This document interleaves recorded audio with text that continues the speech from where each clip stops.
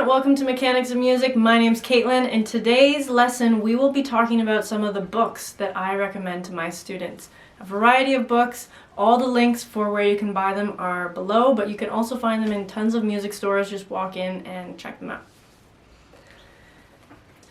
Book number one that I love is the whole series by these people actually. Leonard, Ukulele Method Book 1. This book is great. They've got tabs, they've got musical score. If you really want to focus on learning to read music, this is great. Or it has all the tabs. It's got the chords, it's got some fun little songs. There's different methods of strumming, and it just walks you through everything step by step.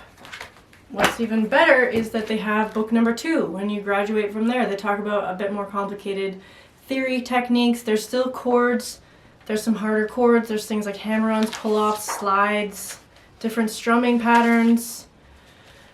Highly recommend these 2 books. More from Leonard, we have Easy Songs for Ukulele. You've got tons of Beatles, Elvis, The Animals, Johnny Cash, Hank Williams, Woody Guthrie, Simon and Garfunkel, Blue Skies, House the Rising Sun.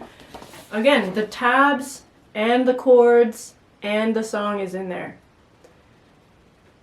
It's a great place to start to just read music. If that's your thing, read tabs or just strum and sing. They've got the lyrics in there too. And then they've got more easy songs for ukulele. There's Rolling Stones, there's B.B. King, there's Glenn Campbell, Gordon Lightfoot, James Taylor, John Denver. Great books. Leonard, 2 thumbs up. I love it. I love the way they go through everything. It's nice and clear. It's nice and simple. There's a few things that I would have done slightly differently, but I haven't found a book that does everything exactly the way I would. I might have to write my own someday. The other series that I love and that I use all the time is the Daily Ukulele book. This is 365 Songs for Better Living. And there's 2 of these books. There's the blue one and the yellow one. The blue one is the leap year edition, 366 more great songs for better living. So many great songs in here. And you've got, they show you all the chords at the top. They show you all the notes, all the chords.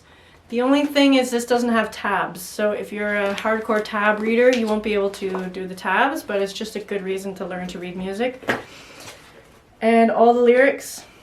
My only issue with these books is that they have transposed some of the songs into what they call ukulele-friendly keys.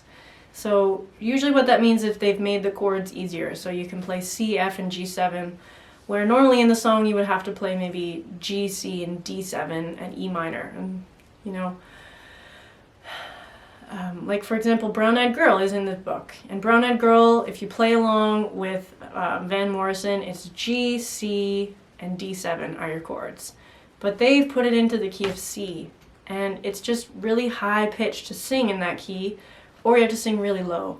And so they've done this so that you can play the melody, and you know, I can see why they did it. It's useful, but sometimes it's not what I would have done. The other thing about this book is that they have written the melodies for a low G ukulele, which means they've taken the G string and they have swapped it for a low G.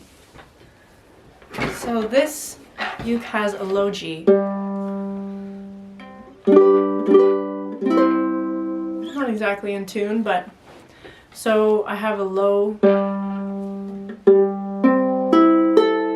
which means I have lower notes I can play.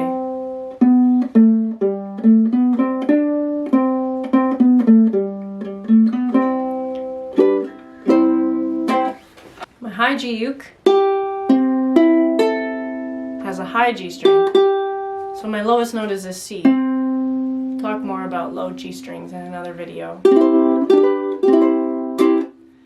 So just keep that in mind. They have notes in here that are low. You can't play them on this uke. You don't have a low enough note.